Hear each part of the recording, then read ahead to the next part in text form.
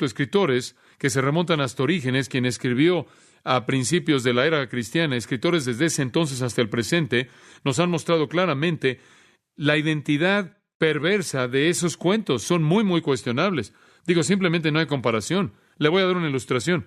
Había una leyenda de Alejandro el Grande. Usted recuerda a Alejandro el Grande, el hijo de Felipe de Macedonia.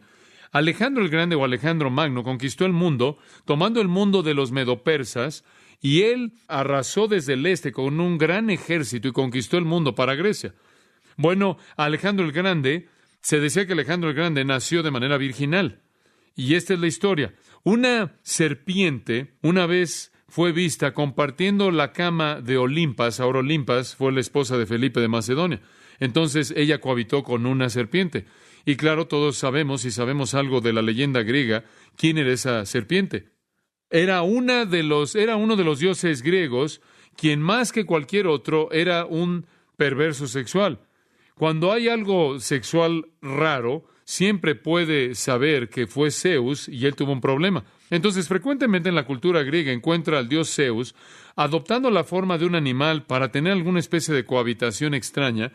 Y eso es lo que dicen que sucedió en el caso de Alejandro Magno, Alejandro el Grande. Este era Zeus en forma de una serpiente, se metió en la cama con Olimpia e hizo que Olimpia quedara embarazada. Y Zeus también apareció frecuentemente como un ave y a veces inclusive aparecía como espuma en el mar, haciendo que los barcos fueran derribados, cosas extrañas. Pero bueno, lo que la leyenda dice es que cuando Felipe de Macedonia se dio cuenta de que su esposa había hecho esto, su propio deseo sexual fue adormecido y de ahí el producto de la unión tuvo que haber nacido de la serpiente y no fue ningún otro que Alejandro, y entonces Alejandro el Grande fue el hijo de Zeus. Esta es la historia virginal de Alejandro el Grande. Realmente una historia vil, sucia, inconcebible, absurda, que no se puede comparar con la de la palabra de Dios. Ahora, decir que Mateo simplemente resultó que encontró una de estas ideas en el aire y la metió aquí, la metió acerca de la vida de Jesús, es hacer dos cosas. Número uno, es acusar a Mateo de ser un mentiroso abierto. Y número dos, es decir que la palabra de Dios es de hecho no la palabra de Dios, sino la palabra de los hombres.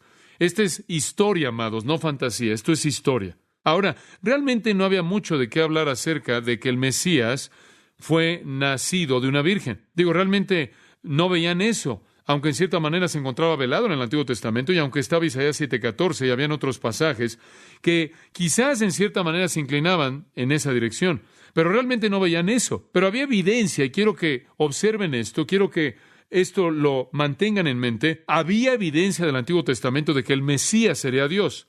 Ahora estuvo velado. No estaba presentado de manera abierta, pero por lo menos hay indicaciones en el Antiguo Testamento de que el Mesías sería deidad. Y no vamos a tomar el tiempo para entrar en esto, pero simplemente tomen esto y archívenlo en algún lugar ahí en su mente, pero era muy vago. Y no fue sino hasta que llegó el Nuevo Testamento que el misterio pleno de la piedad, que Dios fue manifestado en la carne, realmente se desarrolló y se volvió algo claro en el Nuevo Testamento. Entonces fue natural que si es claro en el Nuevo Testamento que Jesús es Dios en carne humana, entonces, ¿cuál sería el punto número uno de ataque de todo sistema falso? La deidad de Jesucristo. Invariablemente todos lo hacen. Ahora, los hechos son claros en la narrativa. Están aquí para apoyar el hecho de que desde el principio mismo Jesús fue el Hijo de Dios, Dios en carne humana. No importa lo que los judíos creyeron o no creyeron, no importa lo que las leyendas decían, no importa lo que los críticos dijeron, no importa lo que la calumnia decía, Mateo registra los hechos. Ahora veamos cómo este acontecimiento increíble ocurrió. En primer lugar, punto número 1, el nacimiento virginal concebido. Versículo 18, el nacimiento virginal concebido. Este milagro es tan increíble que espero que no lo hayan oído con tanta frecuencia, que sus sentidos están adormecidos ante la identidad sobrenatural, espectacular de esto. Versículo 18. El nacimiento de Jesucristo fue así. Estando desposada María, su madre con José, antes que se juntasen, se halló que había concebido del Espíritu Santo. Ahora vamos a detenernos ahí. Ahora aquí usted tiene el nacimiento virginal concebido. Aquí el Espíritu de Dios, a través del escritor Mateo, nos dice que María concibió del Espíritu Santo. Ahora permítame mostrarle algo acerca del versículo que creo que es fascinante. ¿Ve ahí usted la palabra nacimiento? La palabra nacimiento al principio. Esta es la misma palabra griega como la palabra en el versículo 1 del capítulo 1, en donde dice el libro de la genealogía. Es la misma palabra que se traduce genealogía. En otras palabras, él simplemente le está dando la genealogía de Jesús del lado divino. En el 1:1, el libro de la genealogía de Jesucristo, hijo de David, hijo de Abraham. Y aquí, ahora, la genealogía de Jesucristo fue así. Y este es el lado divino. Él fue concebido por el Espíritu Santo de Dios. ¿Lo ve? Simplemente dos lados de la misma genealogía.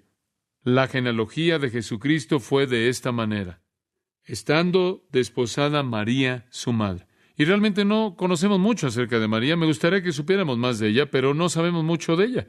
Permítame ver si puedo explicar algunas cosas. Esta es una posibilidad muy real. Permítame ver si puedo encontrar ese versículo. En Juan 19:25, creo que es. No necesita buscarlo. Ahí estaba, de pie, junto a la cruz de Jesús, su madre, y la hermana de su madre, María de Cleofas y María Magdalena. Ahora, no conocemos mucho acerca de María, pero aparentemente María tenía una hermana, la esposa de Cleofas, quien también era llamada María, lo cual no es necesariamente algo raro. Entonces, conocemos por lo menos a una persona en la familia inmediata, y también es verdad, de acuerdo con Lucas, capítulo 1, versículo 36, escucha esto: y he aquí, dice, tu prima Elizabeth también ha concebido un hijo. ¿Quién era su hijo? Juan el Bautista. Entonces, conocemos por lo menos a una hermana. Es muy probable que esa referencia ahí se está refiriendo a hermana regular de sangre en Juan 19. Y sabemos de su prima Elizabeth. Entonces, sabemos algo de su familia. Y si podemos tomar la genealogía de Lucas y asignarla a la familia de María, el nombre de su padre era Eli. Ella y Elizabeth aparentemente estaban relacionadas. De esta manera, Jesús y Juan el Bautista también estaban relacionadas, eran parientes. Ahora, no conocemos mucho acerca de María, fuera de que la primera parte de su vida la pasó en Nazaret. Probablemente era pobre, probablemente trabajaba duro, sin duda alguna una dama muy justa. Y creo que si quiere usted hacer un buen estudio de un personaje de María, simplemente puede escucharla. En Lucas 1 tiene un relato paralelo de la Anunciación y todo eso. Y claro que cuando María descubrió lo que el Espíritu de Dios había hecho y lo que iba a pasar, usted sabe, dice que el Espíritu de Dios vendrá sobre ti y el poder del Altísimo te cubrirá y lo que nacerá de ti será llamado Hijo de Dios, Lucas 1:35. Vas a tener un niño y va a ser el Hijo de Dios, deidad. Y el versículo 38 nos habla algo de quién fue María, debido a su respuesta. Y María dijo: he aquí, la sierva del Señor, hágase según tu palabra. Ahora, ¿qué aprende usted de María ahí? Ella se sometió aquí, a la palabra de Dios. Versículo 45, y María dice: y bienaventurado es la que creyó. Bienaventurada es la que creyó. Elizabeth y María tuvieron una conversación. Aprendemos una segunda cosa acerca de María. No solo se sometió a la palabra de Dios, sino que fue una mujer de ¿qué? De fe. Ella creyó en Dios. Ahora escuchen, damas. Si un ángel viniera y le dijera eso a usted, ¿usted simplemente diría: hágase según la palabra de Dios? Alguien diría: oh, qué gran persona de fe, ella debió haber sido grande. Ustedes saben lo que la mayoría de las mujeres habrían dicho: oye, José, tuve este sueño tan raro, tengo que ver a un consejero. Ella creyó. Una gran mujer de fe, una gran dama de fe. Y por cierto, simplemente quiero recordarle de que este tipo de fe es característico de una persona justa, una persona que se somete a la autoridad de la palabra de Dios y quien vive por fe en esa palabra, aun cuando no tiene sentido absoluto y no había un precedente histórico humano sobre el cual ella pudiera decir: esto es verdad, a la luz de lo cual ella hubiera dicho: esto es verdad. Esta es una mujer que es justa. Ella lo aceptó. Y lo más maravilloso fue su Magnificat, como la Biblia, como la historia lo ha llamado. Y María dijo: mi alma engrandece al Señor, Lucas 1:46, y mi espíritu se regocija en Dios mi Salvador, porque Él ha considerado la condición baja de sus siervas, porque de aquí en adelante todas las generaciones me llamarán bienaventurada, porque el poderoso ha hecho conmigo cosas grandes y santo es su nombre. ¡Oh, qué dama tan piadosa! No hay algo raro en su mente, no hay duda. No hay confusión, no hay que ponderar, no hay duda alguna, no hay cuestionamiento, hay una sumisión instantánea y una creencia instantánea que esto, de hecho, es la verdad de Dios. ¡Qué dama tan justa! Ella estaba tan inmersa en Dios. Ella fue una santa verdadera del Antiguo Testamento, de tal manera que ella pudo identificar cuando Dios estaba hablando, y ella procedió a alabar a Dios por lo que Él iba a hacer. Podría ser interesante para usted saberlo. ¿Sabe lo que la palabra María es en griego? La palabra María en griego es Miriam. ¿Y sabe cuál es el significado de raíz? Rebelión. Pobre dama, recibió un mal nombre. Ella no era rebelde. Ahora, ella estaba casada o desposada, regresa al versículo 18. Ella dice ahí desposada con José. Ahora, José, no sabemos nada de él, de trasfondo. Simplemente no sabemos nada de él. Él es descrito por un término griego que puede ser traducido carpintero o que trabajaba con roca, masón. Y puede ser que el hombre hizo ambos, porque si él construía casas, él pudo tener que colocar los ladrillos y también poner los marcos de las ventanas y las puertas, entonces quizás hizo ambos.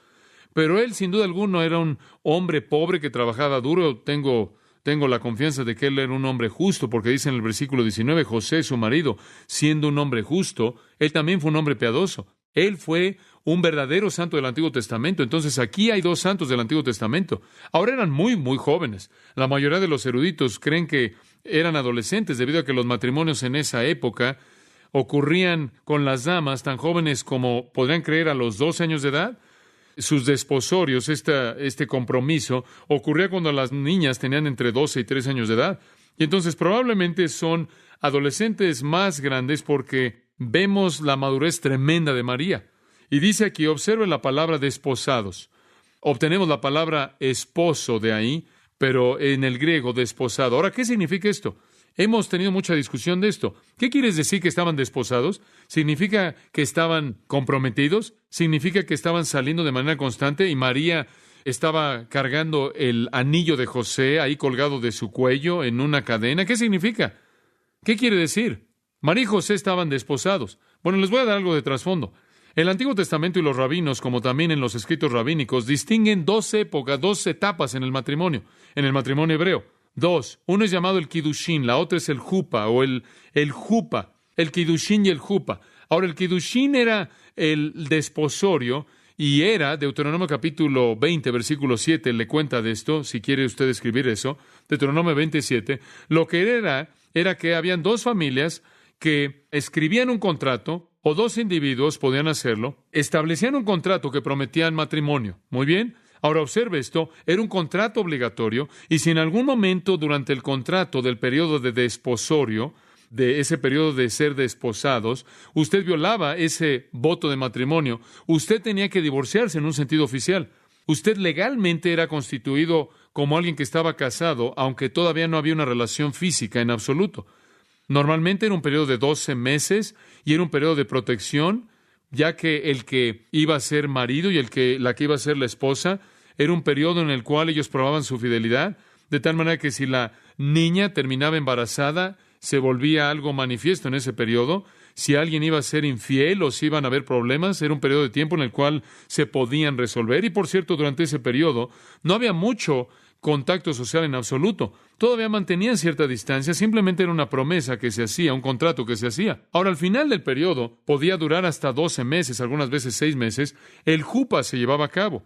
Y era la boda, y las bodas duraban aproximadamente 7 días. ¿Piensan que se les hace difícil ahora, padres, cuando casan a sus hijas? ¿Les gustará tener invitados por 7 días? Tienes que alimentarlos, darles de tomar. Las bodas de Caná, ¿recuerdan lo que pasó? Se les acabó el vino, ¿verdad? Una de las razones por las que cuando usted daba a su hija en matrimonio quería algo de pago por ella, era claro para cuidar algunas de sus propias necesidades, y por eso estaba lo que se llamaba el mojar, ese era el precio.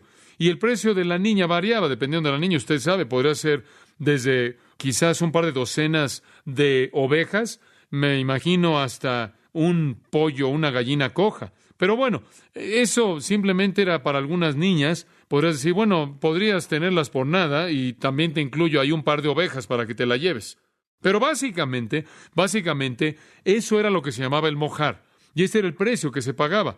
Y era pagado en el punto del desposamiento. Normalmente, de acuerdo con Génesis, eran bienes o servicios. Y tenía varios propósitos. Número 1 era para compensar al padre, porque el padre tenía que gastar mucho dinero para casar a su hija. También era una especie de seguro de vida para la esposa. Y normalmente el padre judío lo tenía ahí en garantía, y si el marido moría, entonces se lo regresaba, se lo devolvía a la hija. Y también era una especie de seguridad de divorcio, seguro de divorcio, porque el marido, claro, podía aventar la toalla. Usted sabe, normalmente era un precio bastante grande y él no tenía esperanza alguna de volverlo a recuperar, a menos de que se quedara casado con la niña y lo recibiera a través de la herencia después de la muerte del padre. Entonces, tendía a mantener unido el matrimonio. Además, no podías andar por todos lados y casarte con muchas personas.